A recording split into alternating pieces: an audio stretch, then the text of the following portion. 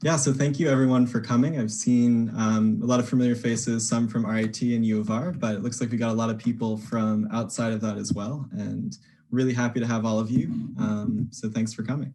Yeah, so today we're going to be talking about neurotechnology or brain-computer interfaces, which in my opinion, and it might be biased, is by far the coolest topic in the world to talk about. Control things with your mind. Pretty awesome. So today, specifically, we're going to be talking about what is a BCI or brain-computer interface, go over some applications around those, what are the different types, because there are tons and tons of devices that fall under neurotechnology, and talk a little bit about how they work. And then we'll talk about what NXT is, what the neurotechnology exploration team is, and that's a large part of this event, because this is a recruiting event, how you can join, or if you're not at RIT or U of R, what you can do to contribute or to create some projects of your own. Then we'll open up to questions, which can really be about anything. It can be about NXT, neurotechnology in general, how to get started with a project that you're interested in, so we can roll through that. Okay, so what is neurotechnology? This is not an easy question to answer because it is such a large field, but we will condense that definition down and say that it is any device that records, stimulates, or interfaces with the brain or nervous system in some way. So we have recording devices. So you might have seen neuroimaging devices, or maybe even had an MRI or a CAT scan, things like that. And then there are also devices that might be a little bit closer to your body and brain. So externally, we have EEG, which is what you see over here on the right. And then there are also many types of invasive ones as well, as we will see in a little bit. For stimulating, there are technologies like TMS and DBS that are basically just causing your neurons to fire. And that process is called an action potential.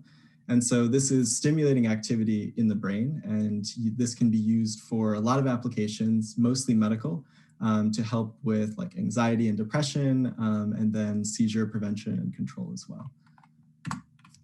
And then finally, we have devices that work with the brain. And so another term for this is brain-computer interface. And so we have some active brain-computer interfaces where you are consciously thinking, okay, I want to control this thing. I want to make a robotic arm move up or down, make a wheelchair go forward or back, select things on a computer, or use Internet Explorer, apparently. It's clearly been a while since these graphics were updated. And then there are also passive brain-computer interfaces called neurofeedback, where you're not necessarily consciously controlling something, but it's taking input from your brain and then changing some sort of feature on a screen. So this is useful in like anxiety prevention, where it can help you like calm your breathing and train you to have more calm thought patterns. So what are some applications of BCIs? This is really GIF heavy because I got excited looking at all of the amazing videos that are out there. I'm going to roll through this pretty quickly, but if you have specific questions about this or anything else, be happy to send you some resources afterwards and talk about them more in depth. So right here, we see someone typing using a non-invasive interface.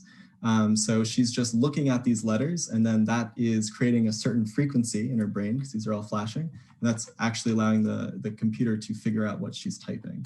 And so all non-invasive. We also have 2 prosthetic limbs on this guy here. This was from a DARPA project. And so that's using signals coming from the muscles to control that. This video is almost 20 years old now, which is crazy because you can see how advanced this was already then, and it's certainly advanced since then. So we have cursor control for a computer. This is all a brain-computer interface, all from his thoughts. This one, non-invasive again. So he's able to control a robotic exosuit to walk. So this is someone that is paralyzed from the waist down. So that's really exciting to see. Some VR applications where you can play games and select items just by using brain activity. These are always fun projects. Focus-based control, that's something that's really easy to do. So it's kind of like you have the force, you can think and make the drone go up in the air. It's a good first project if you're getting into this. And then this one's a little bit harder to get into, definitely not a first project, but this is a brain implant that is allowing this woman to actually control this arm, have proprioceptive feedback, so be able to feel where the arm is in space, and a little bit of tactile feedback as well to feel that ball. And she is, as you can see, quite accurately able to manipulate this arm, which is really, really cool. And then finally, we have this device, which is made by Control Labs, recently bought by Facebook for $50 million.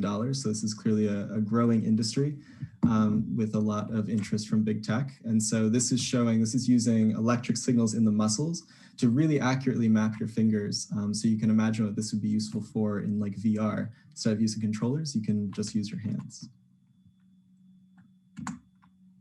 So how do BCIs work? To really, really oversimplify things, we have 3 stages that we have to go through, which is collect, encode, and then deploy. So the collect is from a whole host of different devices, taking that brain data and bringing it down into the computer. The second part, encoding or processing, is actually trying to figure out, okay, we have all of these squiggles in the form of brain waves. We know that a bunch of neurons are firing, but how exactly can we translate this into something the computer can understand? And then deploy can be just trying to get the computer to respond to whatever action we have decoded that the person wants to do. So that could be moving a cursor like we saw, or moving a prosthetic arm, playing a game, whatever.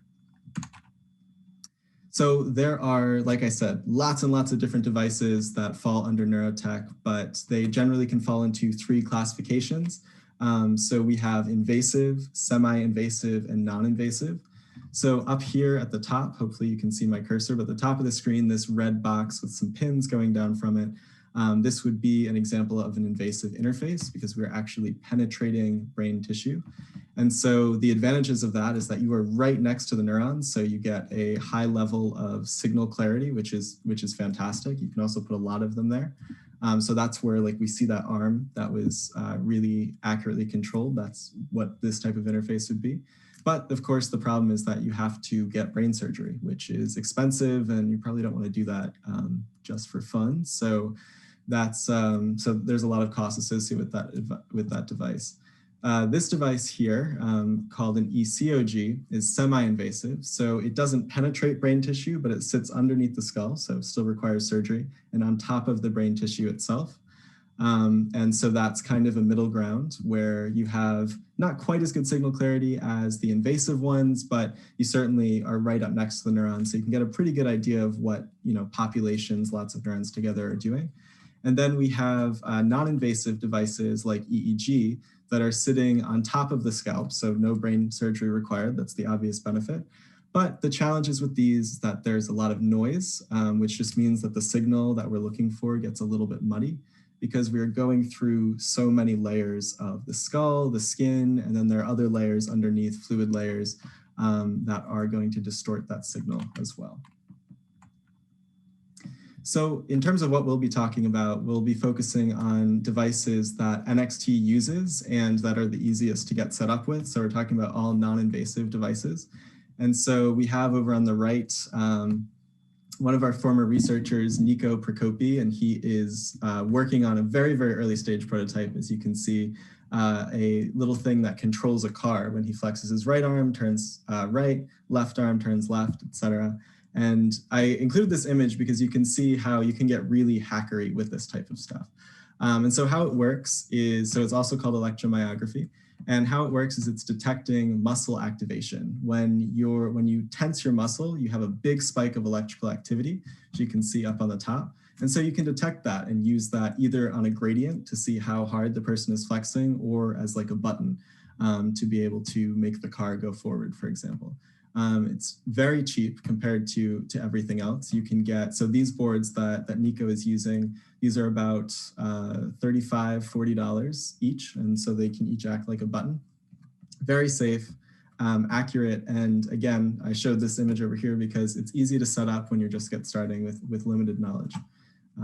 So yeah, that's a good technology to know. And then the second one that we'll be talking about is EEG, or electroencephalography. I know these are big words. There are a lot of them in neurotechnology, so these acronyms help out quite a bit. And so they're detecting brain waves. So again, sitting up on top of your scalp. So yes, it's collecting electric signals from the brain's neurons.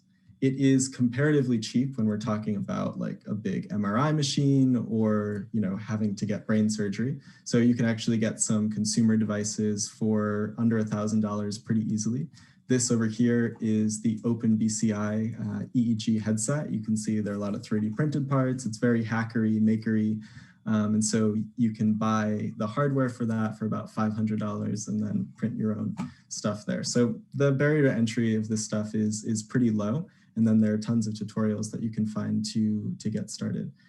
There's also a wide base of research because it's easy to start up experiments with these. So you can go around if you're familiar with GitHub, or you can find lots of experiments that you can start up pretty easily with this.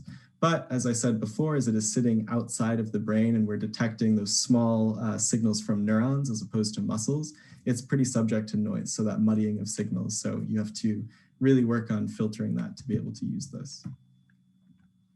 So I'm going to toss it over to one of NXT's leaders, one of its executive leads, Adam Del Rosso, to give you guys a little tutorial on EEG stuff. All right, thanks, Harrison. Yeah, so I just wanted to show off the hardware that we use within NXT and give a little demo of it in action. So this is the Open BCI Ultra Cortex, is what you see, the 3D printed frame here and all of the electrode inserts that go with it.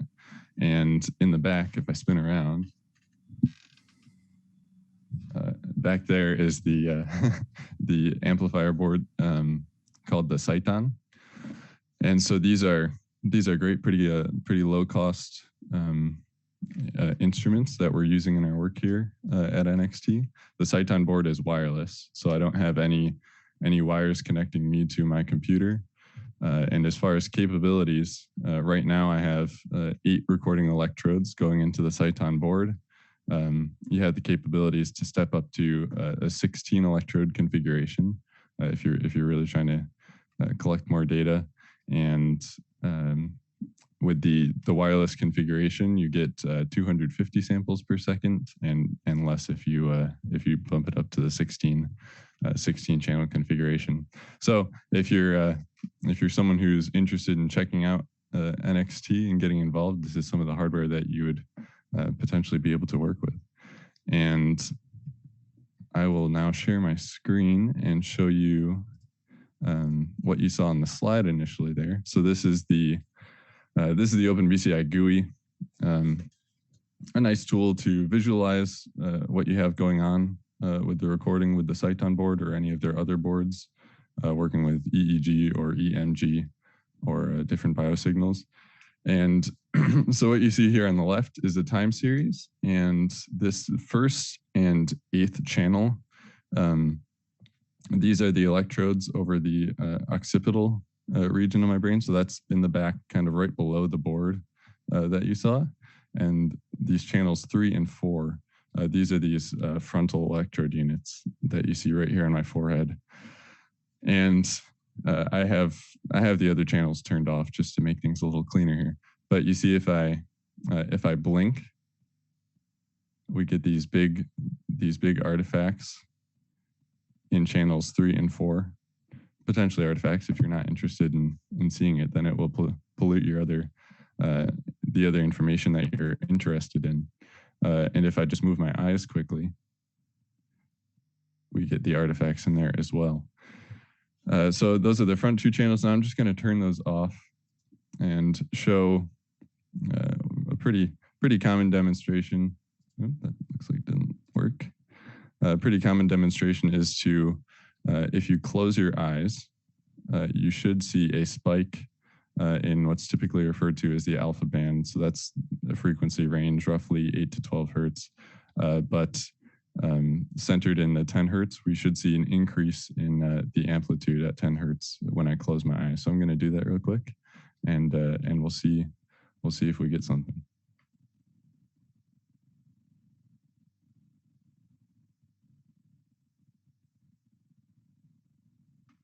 So I think you were able to see it there. Obviously, my eyes are closed, so I couldn't see it too well. I think we froze a little bit. Could you try to demonstrate that? Oh, sure, I can. We've also we're working with 2 channels, I think, right now. The rest of them got railed. Oh, I turned the rest of them off. Yeah, so the 2 channels that are active right now are the 2 over the occipital region in the back.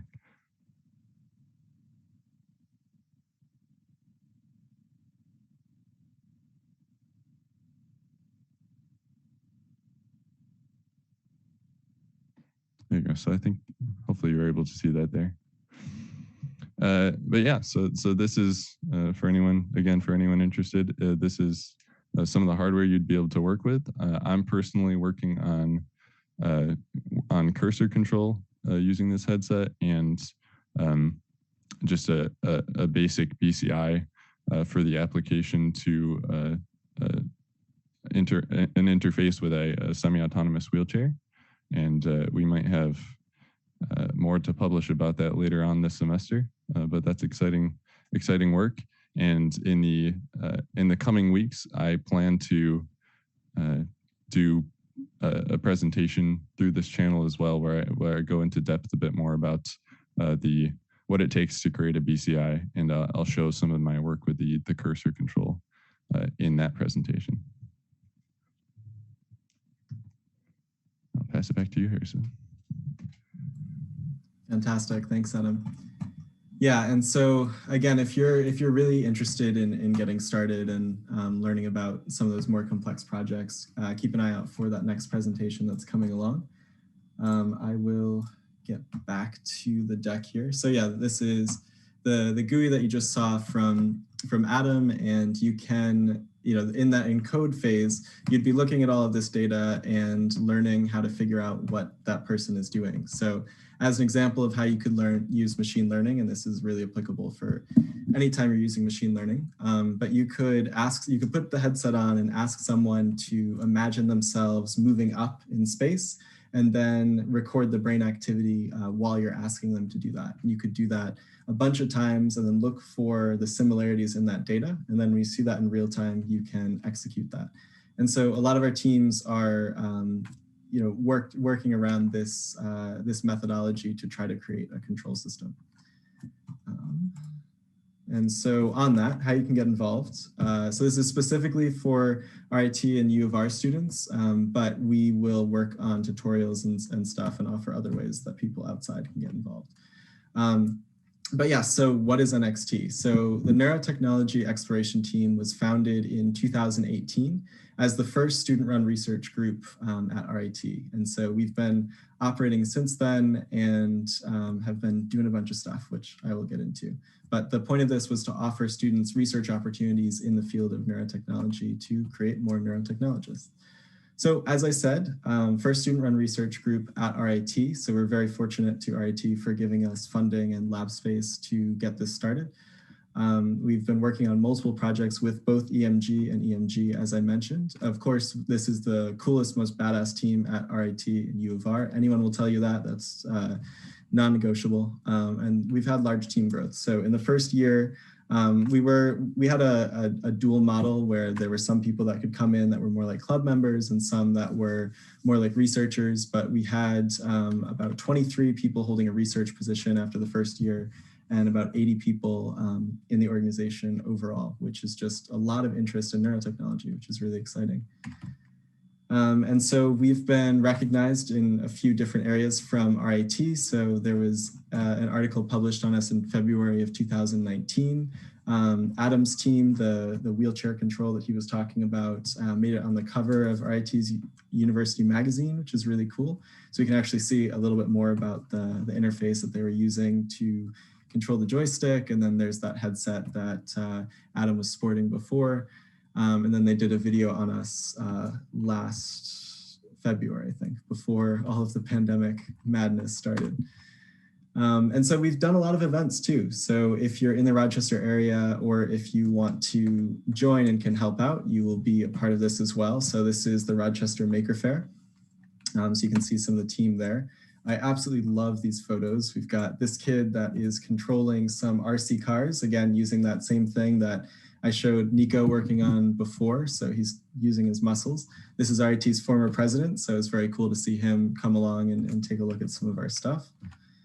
And we went to Dubai for a Maker Faire as well.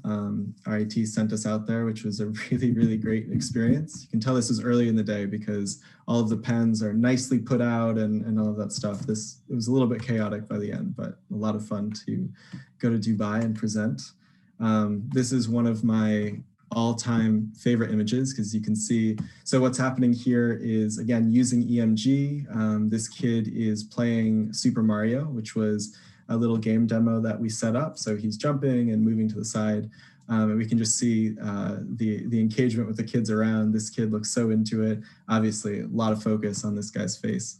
And same thing with the people behind. So that's really cool. And then here is a quick GIF of what that looks like. So really, we're just seeing the action taken by the user, but he's flexing that muscle, and that is causing Super Mario to jump around and stuff. I feel like a proud grandmother right now, showing off, like going through a photo album and being like, look what the researchers did. It's so cool. Because it is.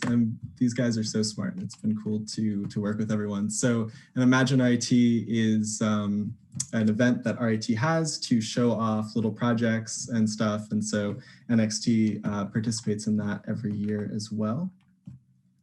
And so this kind of goes for people that are outside of RIT and U of R. If you are looking to get started with some of this stuff, we produce a lot of videos. We haven't in a while, but we plan to ramp that up again starting next fall, and then we'll have a couple in the spring as well. And so if you want a demo for how to do any of those EMG projects that you saw, there are fun little things here, like how to use one of those MyoWares, those cheap EMG boards, to play Flappy Bird or any other game with single button input, some machine learning demos up here, and lots and lots of other projects and stuff is documented there. So I will provide links and everything to our YouTube, but if you're looking to get started there, definitely can. And you can, of course, reach out with questions as well. So Neurotechnology Exploration Team, we have these 3 pillars here. So we want to provide student research opportunities to people that come within the organization.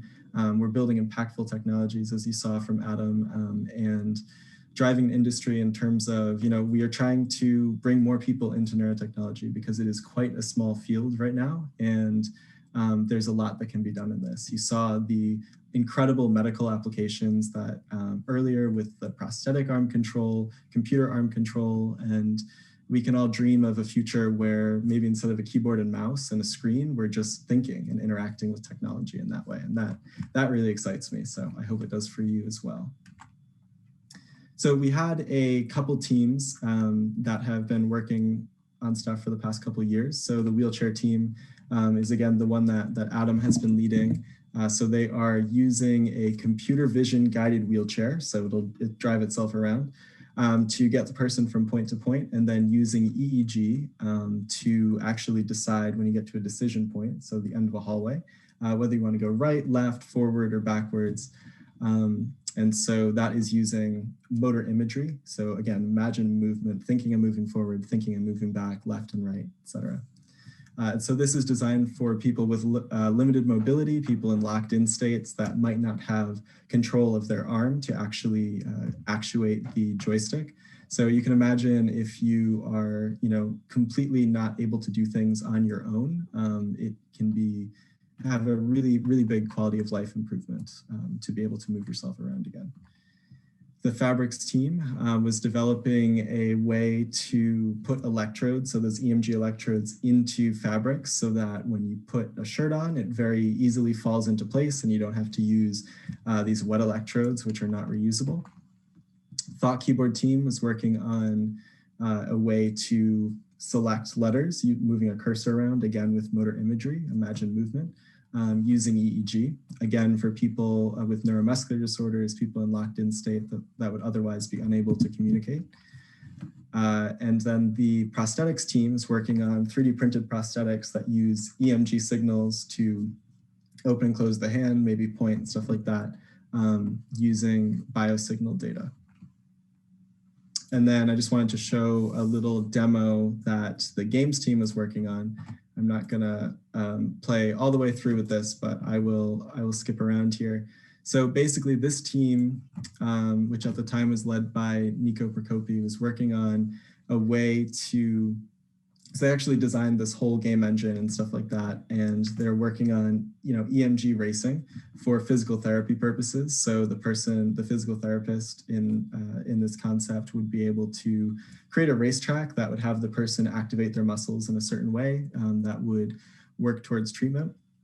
And so that was the concept here. We can see that OpenBCI GUI over here on the left with the really, really strong EMG signals that you get. You can see a big dip, if you can see that, between the when the muscle is activated and then when it is not. And then again, just kind of driving around here in the game demo. Oops.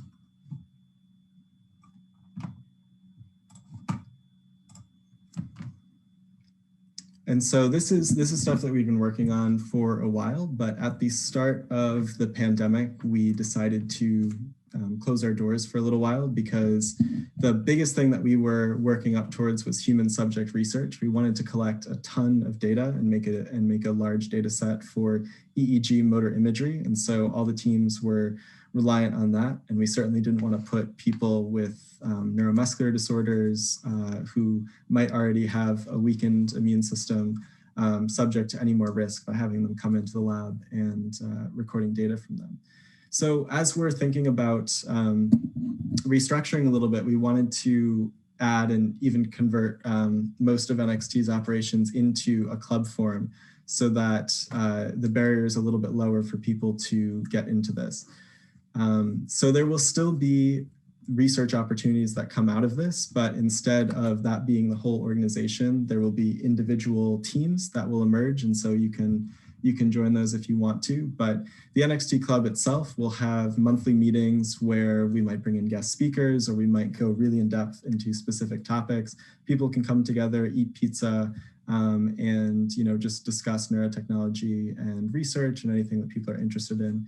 And this, of course, is open to people outside of RIT and U of R as well. So later this semester in the coming weeks and then next fall as well, if you are looking to join more events like this, you will be able to. And so we will just have a traditional e-board structure like a traditional club. Right now, so in terms of operating research teams, we are going to start the human subject research for motor imagery. We want to collect data from about 90 participants, so it would be fairly large. We want to start that up as soon as we can, so maybe in the fall or next spring.